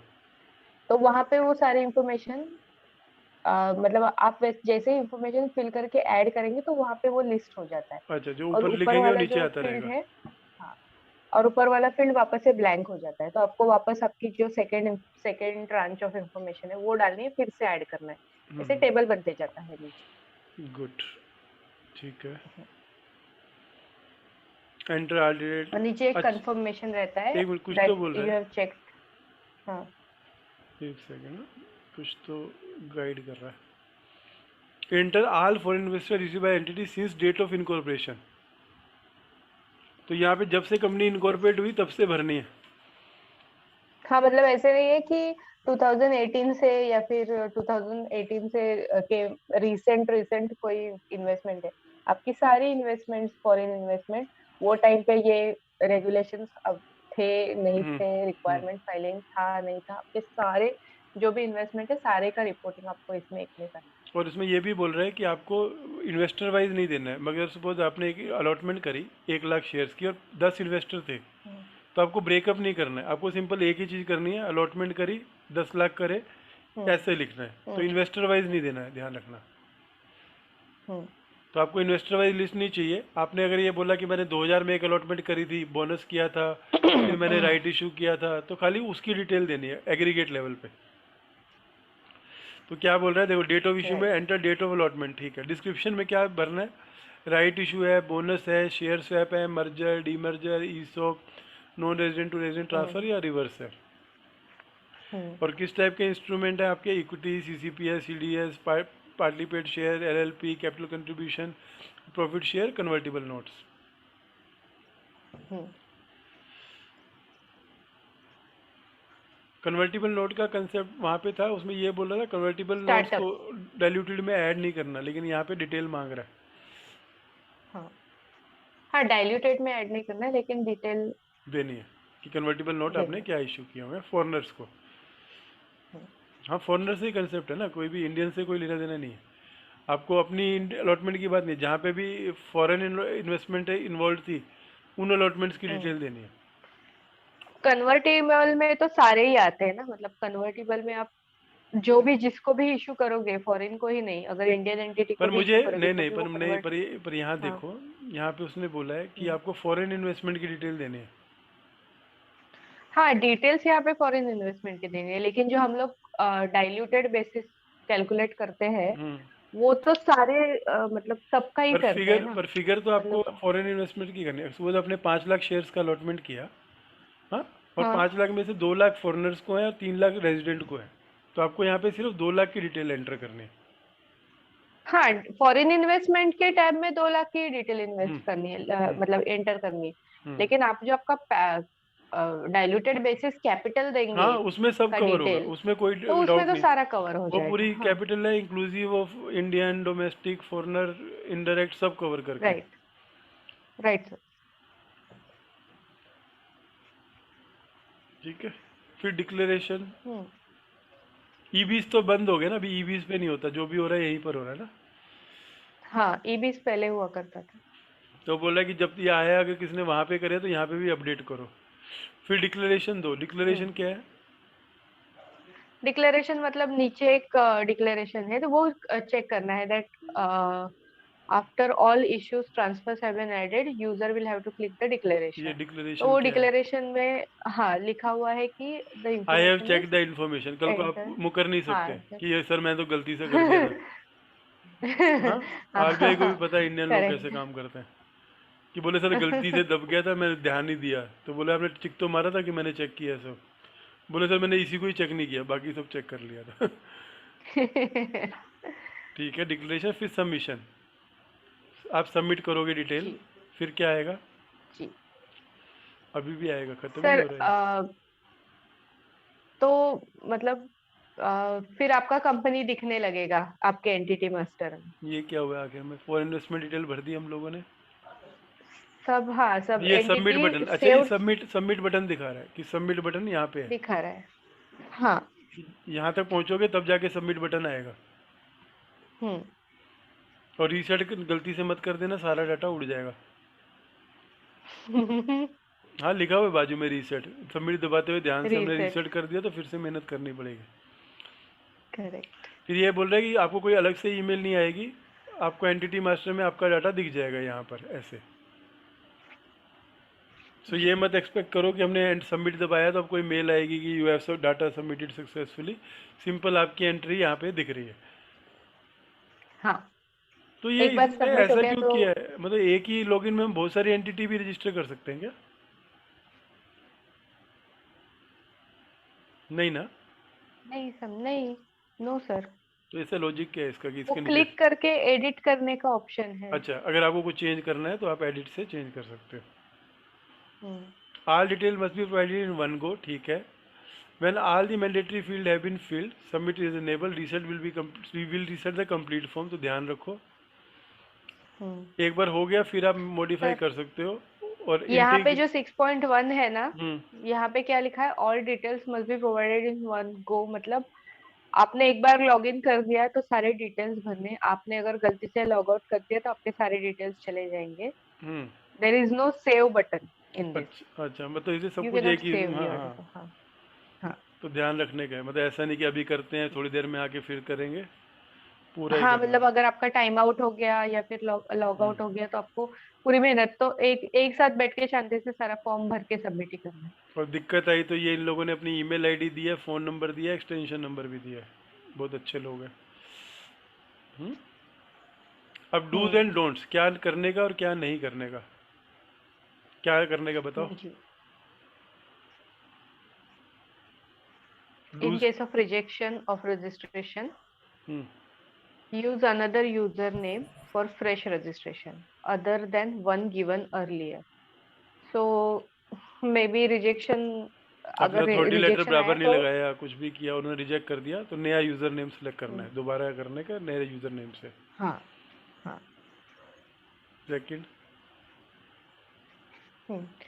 While logging in manually, type your password and login ID, your user ID. Do not copy paste. ठीक है, कॉपी पेस्ट मत मारना। लेकिन कॉपी पेस्ट से भी हो जाता है। ये चलो बात अलग ये है। चीट चीट है। हाँ। In case of account getting locked, block, send email to अब किसी का, किसी ने helpforms@rbi.org.in। कर दिया लॉगिन और उसके बाद भूल गया और आदमी चला गया छोड़ गया, तो आप हेल्प फर्म्स पे जाओ और अपने अकाउंट को अनब्लॉक हाँ, कराओ, मतलब अगर आपका पासवर्ड गलत हो गया वगैरह तो कुछ भी रीज़न से। रीसेट पासवर्ड का भी वैसे ऑप्शन है। Hmm authorisation letter should. Authorisation hmm should be in prescribed format as given in the user manual available on RBI। तो चेंज नहीं मतलब करना। ऊपर लिखा हुआ है कि you may attach authorise letter, लेकिन authorise letter should be strictly in the format given. ठीक है। हाँ, nominated person and authorising person should be different. एक डायरेक्टर खुद को ही ऑथराइज नहीं कर सकता। नहीं कर सकता, right. Authorization letter should be dated on or after, मतलब ये इनिशियल रजिस्ट्रेशन के लिए हम्म है, ऑन और आफ्टर 28 हम्म जून 2000 हम्म 2018। मतलब आपका फॉर्म्स पोर्टल एक्टिवेट हुआ उससे पहले का डेट डेट नहीं नहीं डाल चलेगा। सकते। तो ये तो अभी एप्लीकेबल है ही नहीं।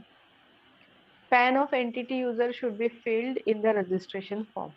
हम्म हाँ, तो हाँ, मतलब ये आदमी का इसका नाम डालना है। अथॉरिटी लेटर में भी।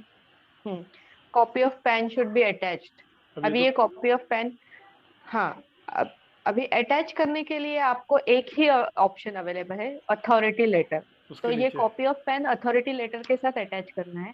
अभी यहाँ पे क्या होता है पता है, फॉर्म्स पोर्टल पे क्या होता है, हम्म आपको अटैचमेंट के मल्टीपल ऑप्शंस नहीं रहते, जहाँ पे जो चीज अटैच करनी है वहां पे वो चीज ही अटैच कर, मतलब हम्म वही वही एक अटैचमेंट है। There is no other attachment like optional kind नहीं ऑफ है। थिंग। तो हम्म अगर आपको, हाँ, अगर आपको कुछ कुछ जो चीजें अटैच करनी है ना, हम्म तो मेरा ये सजेशन है कि एक कवरिंग लेटर बनाने का और वो हम्म कवरिंग लेटर में लिखने का कि ये हम लोगों ने अटैच किया, और वो सारा एक साथ अपलोड कर देना। हम्म क्योंकि मतलब मुझे प्रैक्टिकली ऐसा डिफिकल्टी हुआ था कि मुझे लगा मैंने ये चीज अटैच की, अभी वापस से मैं सेकंड लेटर अटैच करती हूँ, तो आप अगर सेकंड लेटर अटैच करते हैं तो आपका फर्स्ट लेटर डिलीट हो जाता है सिस्टम से। बाप रे, मतलब मतलब आपको आपको एक ही पीडीएफ लेटर पे एक ही सब करना बनाना है। है। हाँ। हाँ, एक ही पीडीएफ फाइल अटैच। आप जितने भी कुछ जो भी आपको सबमिट करना है, आप एक पीडीएफ बनाइए और उसके साथ एक ही पीडीएफ अपलोड कर दीजिए, क्योंकि आप एक पीडीएफ अपलोड करेंगे और सेकंड पीडीएफ सेम बटन पे अपलोड करना चाहेंगे तो आपका पहले वाला पीडीएफ डिलीट हो चुका होता है, और और ये फिर पता नहीं चलता हम लोगों को। हम्म ये जब भी क्वेरी आता है ना, तो हम्म हम लोग सोच में पड़ जाते हैं, अरे मतलब फिर हम लड़ते हैं कि हमने ये तो सीए का लगाया था, आप ऐसे सर्टिफिकेट क्या तो, बोल रहे हो, आप तो झूठ बोल रहे हो सर, हाँ ऐसा नहीं। सीए का सर्टिफिकेट तो मैंने लगाया था, अपलोड नहीं हुआ तो कुछ टेक्निकल फ्लॉ है। लेकिन हम्म, ये टेक्निकल फ्लॉ नहीं है, वो बटन में से वो निकल जाता है हाँ और फ्रेश तो फाइल एक ही अपलोड होता है। सिंगल अटैचमेंट लगानी है, बहुत सिंपल सी बात है। हाँ, एक ही सिंगल अटैचमेंट लगानी है, हम्म उसमें आपको जो हम्म अटैचमेंट्स है वो सारे एक सिंगल फाइल में कंसोलिडेट करके फिर लगानी है। ठीक इसके लिए कॉपी ऑफ पैन यहाँ पे दिया नहीं है कि copy of PAN should be attached. Now copy of PAN should be attached to है, with the authority registration letter. Form. हाँ, विद द अथॉरिटी हाँ, letter. But where is the I mean submission thing, so authority letter के साथ वो attach कर देना आप। ठीक है, next. There is no separate button for this. Next. Since given in registration form and authorisation letter should be the same. आपको authorisation letter का फॉर्मेट नीचे दिया हुआ है, हम्म तो सिन उस मिसमैच नहीं होना चाहिए ठीक है, गलती से ऑथराइज भी, पर्सन का नाम भी क्योंकि मिसमैच नहीं होना ये, चाहिए। हाँ ये चेक नहीं होगा हम्म ऑनलाइन, तो हम्म आपको ही चेक करना है मैन्युअली कि ये सेम है, नहीं तो फिर वापस से रिजेक्शन आ जाएगा। ई- Name ठीक। of authorized person, same thing. Name of person should be same. Hmm There should not be any change. हम्म मतलब वही लिखा हुआ है, सारी हम्म डिटेल्स जो आप ऑथराइजेशन लेटर में डालेंगे और हम्म आपने रजिस्ट्रेशन में मतलब डालेंगे, हम्म दोनों भी सेम होनी हम्म चाहिए। There should not be any change. Authority letter should be signed by proper authority as given in prescribed format. Seal or hmm, stamp of the company should be affixed. ठीक है। Valid data should be entered. Attached PDF should be readable. Hmm Valid email ID should be filled in hmm the registration form to user receipt the user ID and default password. ये तो हम लोग खुद ही question मेरे लेके को अभी करेंगे। तक ऑथराइजेशन लेटर का फॉर्मेट नहीं दिखा। सर नीचे सबसे लास्ट में, entity user should provide specimen signature in authorization letter. Entity user का स्पेसिमेन सिग्नेचर भी अटैच करना है। क्या नहीं करना है? Don't, while login do not copy paste your email id, user id and password. It should be typed out. Hmm The authorization letter cannot be signed by person nominated by company. It should be signed by another person from the company. मतलब हम्म वही ऊपर जो लिखा हुआ है do खुद को authorise नहीं कर सकते। नहीं कर सकते। Pan of the entity should not B filled in the entity registration form. पहले पेज एंटिटी में यूजर रजिस्ट्रेशन, का हाँ पैन नंबर भरना है, कंपनी का नहीं भरना। हाँ, pan card of the entity should not be attached. आपको और आपका मतलब एंटिटी मतलब यूजर का जोश ही, में आके सर ये कंपनी भी का ले नहीं। लो, हमारी कंपनी का पैन कार्ड भी ले लो, सब ले लो, नहीं करना। ले लो। हम्म कि ऐसा हम नहीं सर सर, ओवर आपका, कंप्लाइंस में क्या बुरा है, सब लगा देती हूँ मैं, हम्म, मेमोरेंडम भी लगा देती हूँ। जरूरत नहीं है, खाली नहीं अथॉरिटी चाहिए। लेटर और हाँ यूजर का मतलब, पैन कार्ड। हाँ हाँ मतलब उतना डेटा अपलोड भी नहीं होगा शायद, हम्म जितना साइज बढ़ेगा डेटा का आपके फाइल का। नहीं, लोग तो कर देंगे केबी में, लेकिन सिंपल बोल रहे हो आप कि एक ऑथराइजेशन लेटर और एक यूज़र का पैन कार्ड लगाओ बस, और आपको आईडी जी, पासवर्ड आ जाएगा। Correct.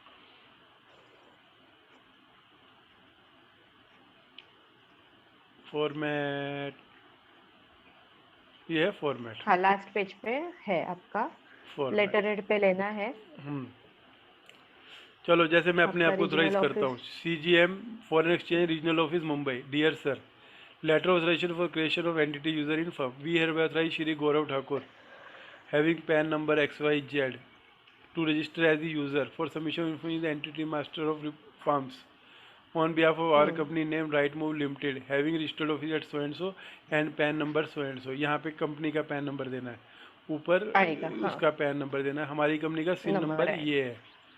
Then we also hmm authorize Shri Gaurav Thakur to make declaration submit document hmm as per FEMA. ठीक है, दे देंगे। वी कह that we are liable by all acts, तो मेरे नाम पे कर दिया, मैं कुछ भी फाइल करके कंपनी की वाट लगा सकता हूँ, तो इसलिए सोच समझ के ऐसे आदमी को लगाओ जिससे आपका झगड़ा ना हो। और the specimen signature of mister Gaurav Thakur, यहाँ पे मैं अपने साइन मारूंगा अच्छे से, और नीचे your hmm faithfully signature of मेरी कंपनी का जो भी MD है, name Rupali, designation MD, date 18 के बाद की हम्म डाल के आप मेरे करोगी। और डिन नंबर लगाओगी अपना और स्टैंप लगाओगी। ये करने के बाद जब मैं इसको अटैच करूँगा, वो पहला फॉर्म भरूँगा, तो मेरे को ईमेल आईडी पे लॉगिन आईडी पासवर्ड आएगा। और ये आएगा। पूरा प्रोसेस है। आई थिंक बहुत सर अच्छी। ये हाँ। अथॉरिटी लेटर है।